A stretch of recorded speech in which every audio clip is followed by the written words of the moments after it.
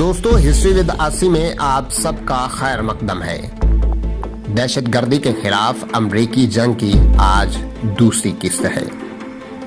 آپ سے گزارش ہے کہ اگر آپ نے ابھی تک ہمارے چینل کو سبسکرائب نہیں کیا تو ہمارے چینل کو لازمی سبسکرائب کر کے آئندہ آنے والی نئی اقساط کے بارے میں معلومات حاصل کریں۔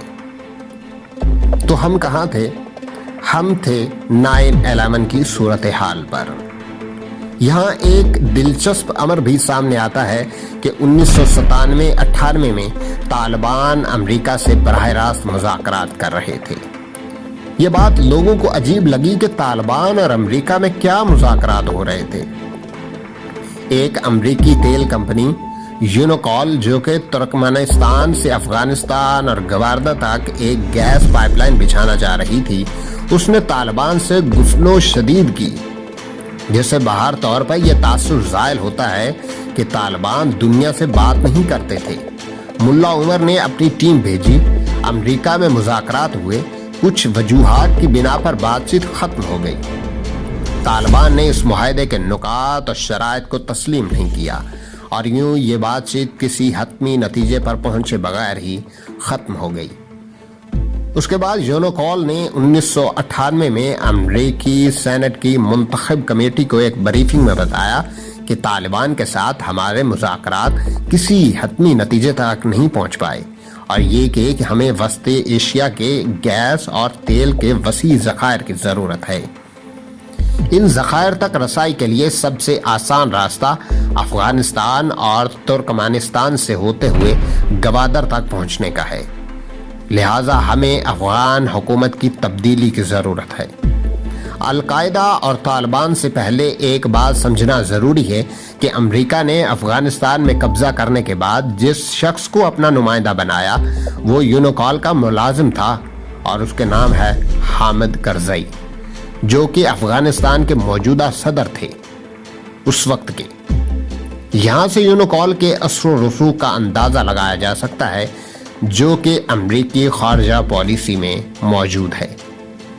آج کے افغان طالبان ان افغان مجاہدین کی اولاد ہیں جنہوں نے روس کے خلاف جہاد میں بھی حصہ لیا تھا۔ موجودہ طالبان نے 80 اور 90 کی دہائی میں دنیا میں آنکھ کھولی۔ جہاں تک القاعدہ کا تعلق ہے تو یہ تنظیم عرب ممالک کے ان مجاہدین پر مشتمل ہے جنہوں نے افغان جہاد میں حصہ لیا تھا۔ ہم کہہ سکتے ہیں کہ یہ ان کی قیادت ہے، یا ان کی باقیات کے حوالے سے بھی ہم کہہ سکتے ہیں۔ طالبان اور القاعدہ کے نظریات میں بھی زمین و آسمان کا فرق ہے۔ مثلا طالبان پوری دنیا کے لیے جہادی نہیں ہیں، وہ صرف اپنے ملک کے لیے جہاد کر رہے ہیں۔ وہ چاہتے ہیں کہ افغانستان کو ہم غیر ملکی تسلط سے آزاد کروا لیں، جبکہ القاعدہ پوری دنیا کو اپنا میدان جنگ اور آپریشن تھیٹر سمجھتی ہے۔ 9/11 سے پہلے کے اہم واقعات میں گوتم بدھ کے مجسموں کا توڑا جانا طالبان حکومت کا ایک ایسا قدم تھا جس کی وجہ سے سعودی عرب اور پاکستان کو پوری دنیا میں شدید مشکلات کا سامنا کرنا پڑا، کیونکہ یہ وہ دور ممالک تھے جنہوں نے طالبان حکومت کو تسلیم کیا تھا۔ ان دونوں ممالک نے طالبان حکومت کو سمجھانے کی کوشش کی کہ صاحب آپ پہلے مسلمان نہیں ہیں۔ 1400 سال سے افغانستان مسلمان ملک ہے جہاں سے صحابہ کرام کا بھی گزر ہوا ہے۔ مسلمانوں کی بڑی بڑی حکومتیں آئی ہیں، آج تک کسی نے بھودا کے بتوں کو نہیں چھیڑا۔ حقیقت یہ ہے کہ کسی کو یہ سمجھ میں نہیں آیا کہ طالبان نے بتوں کو کیوں توڑا۔ اسی بنا پر طالبان کے پاکستان اور سعودی عرب سے بھی تعلقات تھوڑے خراب ہوئے۔ یہ سب 9/11 سے پہلے ہوا تھا۔ ایک بات سمجھنے کی ہے کہ طالبان سیدھے سادے لوگ تھے، وہ بہت چالاک نہیں تھے۔ ملا عمر کے بارے میں ہم یہ کہہ سکتے ہیں کہ لوگوں کو ان کے نظریات سے اختلافات ہو سکتے ہیں، مگر وہ ایک سچا، کھرا اور سخت گیر پٹھان ہے۔ ذاتی طور پر وہ بہت اچھا، نیک دل اور ایماندار آدمی ہے۔ ملا عمر کی تعریف اس لیے کی جا رہی ہے کہ وہ دہشت گرد نہیں بلکہ اس کا مسئلہ سخت گیری ہے۔ جو نظریات طالبان نے بنائے تھے وہ ان پر مفاہمت کے لیے تیار نہیں تھے۔ ملا عمر اس لحاظ سے قابل تعریف ہے کہ وہ ایک ایماندار آدمی ہے۔ 9/11 کے حوالے سے جو فلم بنائی گئی اس میں کہا گیا کہ القاعدہ یہ آپریشن نہیں کر سکتی، اس کی انکوائری بھی امریکہ نے ابھی تک سامنے نہیں آنے دی۔ ہنری کنسنجر کو انکوائری کا سربراہ مقرر کر دیا گیا تھا، مگر تیسرے دن وہ استعفیٰ دے کر گھر چلا گیا۔ دوسری بات یہ سامنے آئی کہ 9/11 کے واقعے سے پہلے ہی اسرائیلی ٹیمیں نیو جرسی میں موجود تھیں اور پورے حملے کی فلم بنا رہی تھیں۔ انہوں نے اس پر خوشیاں منائی جس پر FBI نے انہیں گرفتار کیا۔ یہ بات ریکارڈ پر موجود ہے کہ FBI کا ریکارڈ کہتا ہے کہ اسرائیلی اس آپریشن کی فلم بھی نہیں کر رہے تھے۔ اب سوچنے کی بات یہ ہے کہ انکوائری کیوں رکوائی گئی؟ امریکیوں کی اپنی سوچ ہے کہ دنیا میں کہیں بھی ان کے مقاصد پر حملے ہوں تو ان کی سخت جانچ پڑتال کروائی جاتی ہے۔ ایسے کچھ واقعات ہیں جن کی انکوائری انہوں نے خود رکوائی اور اسی سے ان کی منافقت واضح ہو کر سامنے آتی ہے۔ جنرل ضیاء کے حادثے کی انکوائری رکوا دی گئی، 9/11 کے حادثے کی انکوائری بھی مکمل نہ ہونے دی گئی۔ یہ رپورٹ کہ امریکہ کو ایک اور پرل ہاربر جیسے واقعے کی ضرورت ہے، اس سے ثابت ہوتا ہے کہ 9/11 ایک بہت بڑی سازش تھی جسے بڑے سوچے سمجھے منصوبے کے تحت عملی جامہ پہنایا گیا۔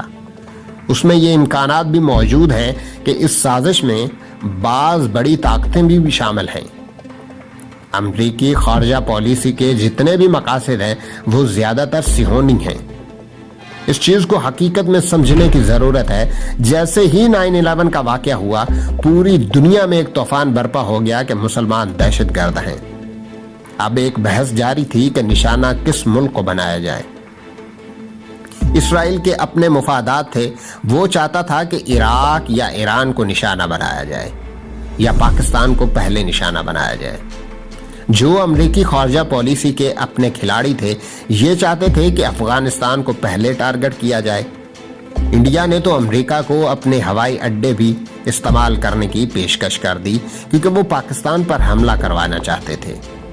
پاکستان تیزی سے رونما ہونے والے واقعات کا بغور جائزہ لے رہا تھا۔ یہ ان دنوں کی بات تھی کہ جب امریکہ نے یہ طے ہوا کہ حملہ کرنا ہے، مگر سوال یہ تھا کہ پہلے حملہ کس ملک پر کرنا ہے۔ لوگ اکثر ایک سوال کرتے ہیں کہ پاکستان نے امریکہ کا ساتھ دینے میں اس قدر جلدی کیوں کی؟ زمینی حقائق کا جائزہ لیا جائے تو علم ہوتا ہے کہ بھارت اپنی فضائی حدود امریکہ کو دینے کے لیے تیار تھا۔ اس وقت پاکستان سے کہا گیا کہ افغانستان سے بات کرے اور ملا عمر، اسامہ بن لادن اور القاعدہ کے دیگر قائدین کو امریکہ کے حوالے کر دیں۔ ملا عمر کا موقف یہ تھا کہ میرے پاس ثبوت ہے کہ 9/11 اسامہ نے نہیں کروایا۔ طالبان نے القاعدہ کو دنیا میں حملے کرنے کی اجازت نہیں دی تھی۔ ان کے وائرلیس سیٹ اور اسلحہ وغیرہ لے لیے گئے تھے۔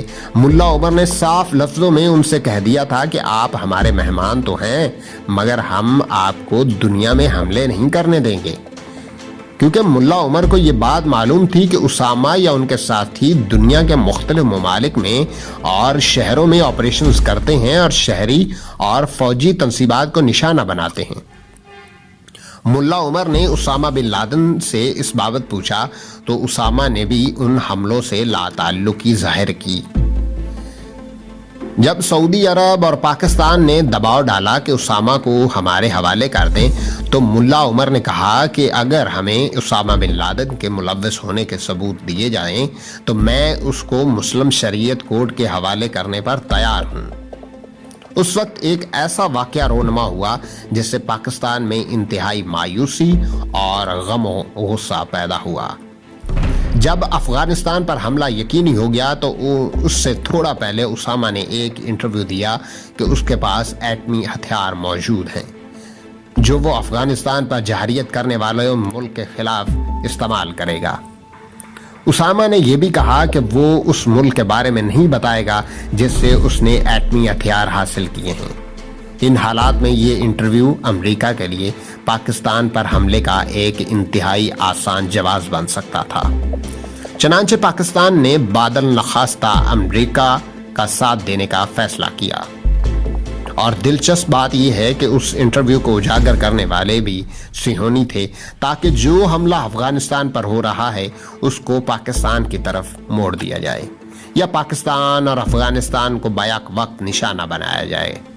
تو یہ حالات اور واقعات تھے جن کی بنا پر پاکستان نے اس جنگ میں امریکہ کا ساتھ دیا۔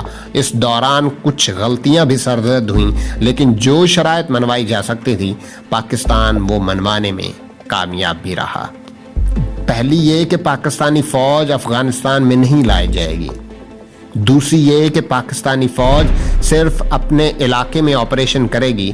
اس کے علاوہ یہ کہ امریکی فوجیں پاکستان میں حملہ نہیں کر سکیں گی اور امریکہ کو صرف ہوائی اڈے اور تکنیکی مدد دی جائے گی۔ ناظرین، یہ تھی دوسری قسط۔ اسی سلسلے کی اگلی قسط دیکھنے کے لیے ہمارے چینل کو لازمی سبسکرائب کریں۔